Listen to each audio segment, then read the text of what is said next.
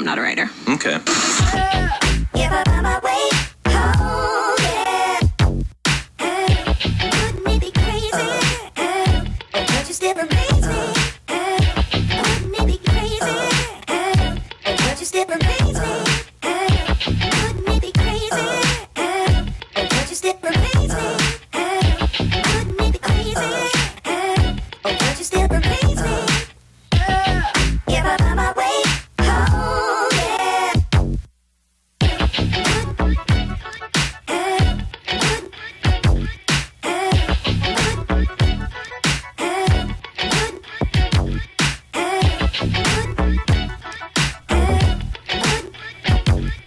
What's up, everybody? Let's get this audio right. Welcome to the Sunday recording of the podcast for Going Full Nerd. What's happening? It's your boy Onyx once again. Yes, I do my thing. I do it every Sunday, 6 p.m. And I thank each and every one of you because you could be any place else but here. But you're here with me right now. Oh, let me get this camera you need to look more at me. Oh, for those people watching live on YouTube. So let's go ahead and let's get all the administrative stuff out the way. Hey, first things first. Remember, you can check out the podcast on anchor.fm/goingfullnerd. You can check it out on Spotify. You can also check me out on Apple Podcasts and the associated Facebook group. But for those of you who want to watch, look, enjoy, and be a part of the live stream, please tune in on goingfullnerd.com and on youtube.com, especially Going Full Nerd. Hey, shout out, holla to my man Omar. What's up? Thank you for popping in. Hey, we're going to just kind of jump into a couple of things because I'm going to take a little turn on this week because I wasn't able to go check out certain things. In other words, I didn't get to go see the Joker movie. So you're not getting a live review of Joker. I'm not even going to discuss Joker. I don't even want to hear nothing about Joker. I want to go see the movie. But as always, we go ahead and we start off with the top 5 box office. And we knew it was going to happen. You know, we talked about it last week on the podcast a little bit, but we knew it was going to go down. Number 1 this week in the box office was Joker by Warner Brothers. You know, hey, it is what it is. It is what it is. It pulled $93.5 million. I'm good with that. Now, whether if it's a good movie or not, I have no freaking clue. But when I get to see it, I'm going to check it out, and hey, boom, I'll let you know what I think. But eventually I'm going to go see it. I don't know when that's going to be. We've got a lot of movies getting ready to come out in the next couple of weeks and a lot of things that I'm going to have to talk about. So you won't get a lot of reviews right off the bat, but we're going to get some stuff going down. Especially since this weekend was New York Comic Con and they announced a few things and I got to kind of sort through that and talk about it all. But coming in at number 2 in the domestic box office, okay, was last week's number 1. And that is Abominable. And I promised that I would review it. I still haven't gotten to it. I actually started writing the script for that. I started writing what I wanted to say about that movie, but I just haven't gotten to it. But that's okay. We're going to make it work. We're going to make it work eventually. So, let's continue on. That pulled in $12 million even. Coming in at number 3, Downton Abbey, which is the PBS offering that made it to the movies, pulling in $8 million. Last week's number 2, this week's number 3. Coming in at number 4, yes, last week's number 3, the stripper movie where nobody strips, Hustlers, featuring J-Lo, pulled in $6.3 million. And rounding out the top 5 is the horror movie with another clown. So the clown is at the top of the top 5 box office, and there's a clown at the bottom of the top 5 box office, and that is It Chapter 2, pulling in $5.3 million. You know I could get a pass on reviewing Abominable, but you got to do it for the kids, man. You got to do it for the kids. Do it for the kids. Do it for the little kids. and that's how we do it. So, being that I didn't go check out any movies this week, I didn't check out any movies. I didn't even go on Netflix and watch, I'm really looking forward to watching Raising Dion on Netflix, because that should be actually a pretty decent peep. Now, see, here's the thing. Yeah, I should be at New York Comic Con. Before we get into this, I should be at New York Comic Con. Let's start this off. Let's do a little haterade right now. Let's do a little hating. And I'm going to hate on Reed Pop. And I want everybody to share this video and tag Reed Pop. That's REEDPOP. Matter of fact, what I'm going to go ahead and do is I'm going to put that into the live stream chat. I'm going to put their Twitter account. And this is going to be the thing. All right? It is at Reed_Pop on Twitter. At Reed_Pop on Twitter. Okay? I'm putting that in here. And the reason why I'm going to go ahead and put that in there. Okay? Reed Pop, they are the people that run New York Comic Con. And when New York Comic Con was not the big thing, when New York Comic Con was just like pretty much when it was, that's a little too bright.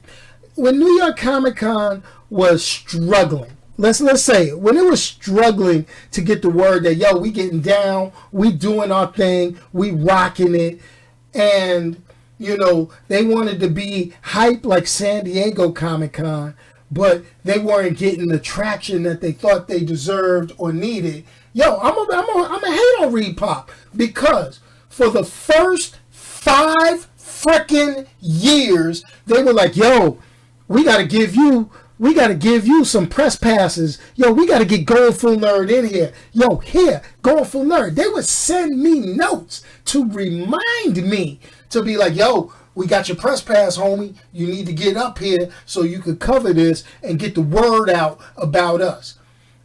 Then, here goes the thing. They started getting dirty. They got a little bit of hype. They started getting a little more traction. Marvel Comics was like, yo, we going to start debuting a couple of things here. Warner Brothers was like, yo, let's put some of the Warner Brothers TV up in this piece. And they were like, okay, let's do this. And they started getting bigger and bigger and bigger. And it was like, I mean, they were giving me press passes and was like, yo, you need like, here, how many you need? You want like 5, 6? What you want, 4 or 5? Here, we give them all to you. Bam! Then one year, after they got big, they were like, your boy sent it out. This is after I had met big stars. Chris Evans, this whole cast of Walking Dead, the whole cast of the Avengers, first Avengers movie. I started meeting people like Mike Tyson. I started meeting all my favorite comic book artists, writers, heroes, all these guys that I used to grow up reading their books and stuff. Jim Starlin, Michael Golden, all these cats, right? Started meeting people like Sergeant Slaughter. I met Ty-Mac. Y'all know who Ty-Mac? Bruce Leroy. I met Bruce Leroy, yo. Had my press pass, chilling, drinking up their free coffee. Then, they got big for the britches. They was like, yo, we don't need the independent little blog, YouTube dude. We don't need you no more, son. We good. We don't need you no more. I was like, oh, really? Really? Well, we're out of press credentials. No, you're not. No, you're not. I'm coming up for one damn day. I'm coming up on Saturday. I'm sitting in the panels. I'm covering it. But nah, y'all want to be that way. Y'all want to act the damn fool and not get your boy a press pass. Yo, you know what? I'm going to watch my language. Because my language would be an explicitive followed by Reed Pop. So I want everybody, if you on Twitter, okay, go ahead, tag Reed Pop and tell them to listen to this part of the video. What I want you to do is tag the video at about the 8-minute mark, and then they can hear me talking about Reed Pop. They drop me like a hot potato. They drop me like the ex-girlfriend that some of y'all be ducking. I'm just saying. Just putting it out there.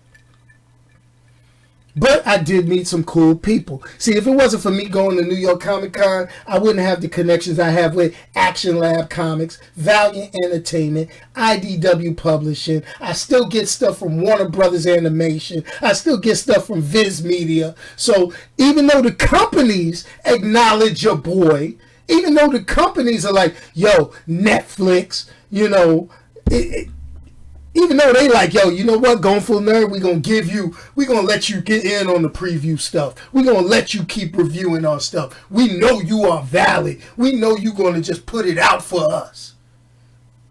New York Comic Con, Reed Pop, they trying to get in your boy's wallet. They trying to get in my wallet. They trying to get in my wallet. No, my wallet light. My wallet, hold on. Y'all see that dust fly out my hand?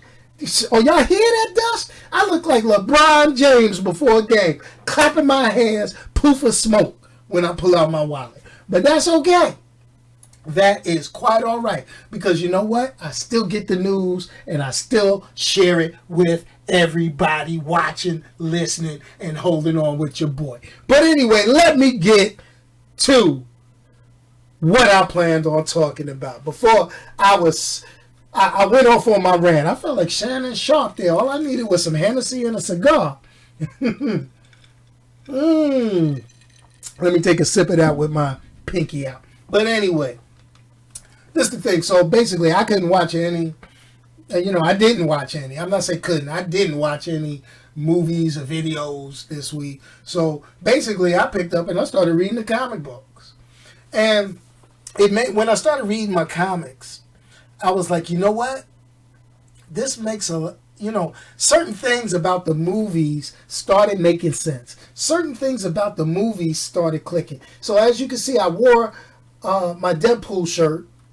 If you're watching the video or if you're listening, I'm letting you know I'm wearing my Deadpool shirt because this is like the best looking, cleanest X-Men related t-shirt I got right now. And we're going to talk a little bit about the X-Men.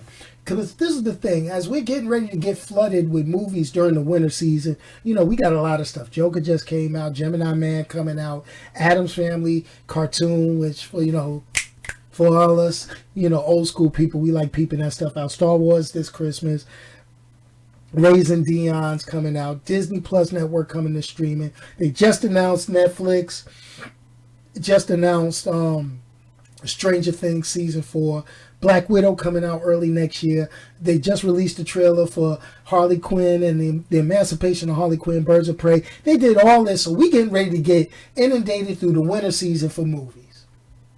But I'm going to take you back to the roots because a lot of people still talking about, well, what's up with the X-Men? Because we had that abysmal, that's the big $50 word for the day, folks.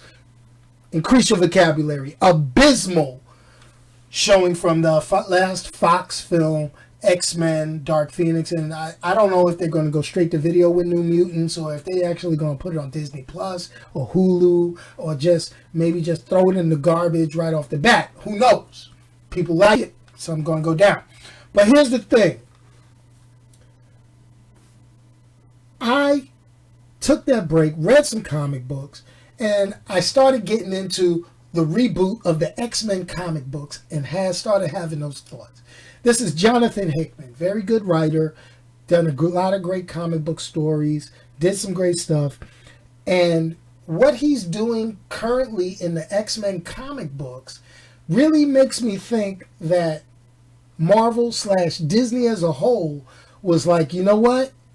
We're gonna really screw over the X-Men until we get the rights back. And then we're going to try to unscrew ourselves out of a hole. That's what I'm thinking reading this. Okay? Because reading the current storyline brings so much of my X-Men history, the comic books and the stories I grew up on all through these years. Okay? And it makes me say, okay, they took history, balled it up, threw it over their shoulder and said, you know what, we're going to start new. Alternate realities, alternate storylines, be damned. This is what we're going to do. Screw your memories, screw your childhood. We're going to do this, so we're going to bring it back. So let me talk about it a little bit. Okay? So The X-Men basically have been messed up since the 1990s. Now, if y'all remember the 90s, that was the X-Men cartoon. The first X-Men movie popped off. X-Men in the comic books was like the #1 comic book. Iron Man was a joke. Captain America was a joke. The Avengers were a joke. Okay, let's put that out there. Back in the 90s, all that was a joke. Justice League, Batman, Superman, all that was a joke. The X-Men reigned supreme. So, in this, you got to think about it. Back then, you had the 70s and 80s had some real powerful X-Men stories. You had the Proteus saga, the Dark Phoenix saga, the Brood saga. And although this current storyline is tearing things apart, it seems to be tearing it apart from the roots. From the roots. The roots. You like I say that, especially with Krakoa and Living Island. I know, yeah, they brought back Krakoa. But the roots, they tearing it up from the roots, from under the ground, to trying to build it back up. So here's the thing. I'm going to talk about a little bit. Some of it's a spoiler, so if you haven't read it, great.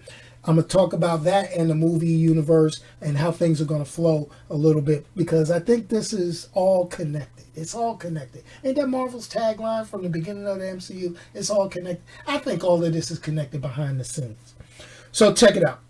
We find out that one of Professor Xavier's closest confidants, Moira McTaggart, or Moira Kinross, they brought her maiden name into it. Basically, she's a mutant. And previously in all the history of the X-Men comics that I've been reading since I was 6 years old, okay, Moira was never a mutant, but she is a mutant, okay? Now, here's the deal. Her mutant power is every time she dies, she's reborn at the beginning of her life again, like back in time, okay? But she has all her memories. So she remembers everything that happened to her in the previous life. Now tell me that ain't a Scooby-Doo ruh-oh moment. So here's the deal, okay? Here's the deal, all right? Yo, appreciate you popping in, Thomas. Great to see you popping in. Sharon, yo, see my boy Omar, Ronald, yo, Wilbur. Yo, good seeing you guys pop in also. So let's throw this out here, all right? So we found out she's a mutant who, when she dies, she's reborn into a different timeline, retains all her memories of her previous lives, okay? This contradicts one big major story. This contradicts one big thing in the comic books. Recently, a few years back, and I call it recently because it's within about 10 years, whatever, Moira McTaggart, the character, died because of the legacy virus. And the quote was, she was the first human to get the legacy virus. Now, those of you who don't know what the legacy virus, you got to be a big X-Men fan. You got to be a big comic book person. And this was like AIDS for the mutants in the comic books. All right, they were making too many new superhero mutants. Basically, Marvel was letting all these writers, hey, I want to create a character. I want to create, Super Pooper Man, and he's a mutant. No. We got to create something. We're going to create the legacy virus. We're going to start wiping these cats out. And then they started wiping out this stuff. But Moira was supposed to be the first human to contract this. So that kind of just blows that storyline way out the whack. All right? Way out of the whack. All right? So now, let's think about this. Now, basically, I think it was X-Men Volume 2, number 108, where she died or whatever, and they made that statement about she was the human, that contract. Okay, great. But now, I'm thinking about it. So if that happens, she was reborn, goes back in time, and starts all over, has her memories. And so with this current incarnation, this way that she's doing it, that they're doing it right now, she now went back and said, you know what? I'm just going to let everybody know everything I know, and we're going to take this, and we're going to save the mutants. I think their drinks over at Marvel, when it came to this, are stronger than mine. And I'm a big Marvel fan. So I I get it. I get it. I get this. Marvel needs to make people interested in the X-Men property again, especially since they now have the movie rights. Okay, they've got the movie rights from Fox because Disney bought Fox, so now they got the movie rights to all the X-Men characters back. Okay, so this means now they've got the full library of X characters that they can use inside of the movies. Okay, so this is the thing. It's leading me to my steadfast standby belief that Marvel purposely screwed over the X-Men in order to make the movies less popular, in order to make Fox say, this isn't going to be worth it for me while I'm building up my own cinematic movie universe. I really think that Big Marvel was doing that. Big Disney played the long game. If you agree with me, go ahead, put a thumbs up in the chat. Go ahead, hit the video with a like, and I will, and I know you agree with me. Please leave a comment if you think anything different. So here we go. Now, I'm going to oversimplify things. So now, basically, with what they've done in comics, mutants are now immortal. They got ways to bring back mutants that die. Now, we've always said X-Men have a revolving door. X-Men up, Jean Grey died, brought her back as Phoenix. It wasn't Phoenix. It was Jean Grey was at the bottom of Jamaica Bay for my New York peeps. We all know that. Yeah, that was hot back then. X-Men 101, Volume 1. Yeah, okay. But anyway, here's the deal. All right. So now they're immortal. They could be resurrected if they die. They got galaxy-wide operations. Magneto, Professor X, Mr. Sinister, Apocalypse, Exodus. Every last mutant is all on the same squad. They all work together now. Everybody with the exception of Sabretooth. There's always got to be one character, and it had to be Sabretooth. It was X-Men. You know, you figure Sabretooth, just belligerent. Just belligerent ass character. He's just mad at the world. You know, but anyway. All right. So this is the thing. So if the character dies and could come back to life and have all her memories, why do we have characters like Archangel? I want y'all to see something. I'm going to take it back to the intro screen for those watching the video. I'm going to take it back to my intro screen, and I'm going to let you guys see a couple of things. Let me go ahead and move my logo out the way. I want you guys to see something. So they got some future, and they've got some future and some current characters in there. But here goes my thing. If Mora knows what's going to happen, if she knows what's going on, so you've got characters like Archangel that should not exist. You've got characters like the Phoenix that should not exist. You know, she should have been able to warn Professor X that, you know, hey, your girlfriend Lilandra ain't about shit. I'm sorry, excuse my language, but things like that.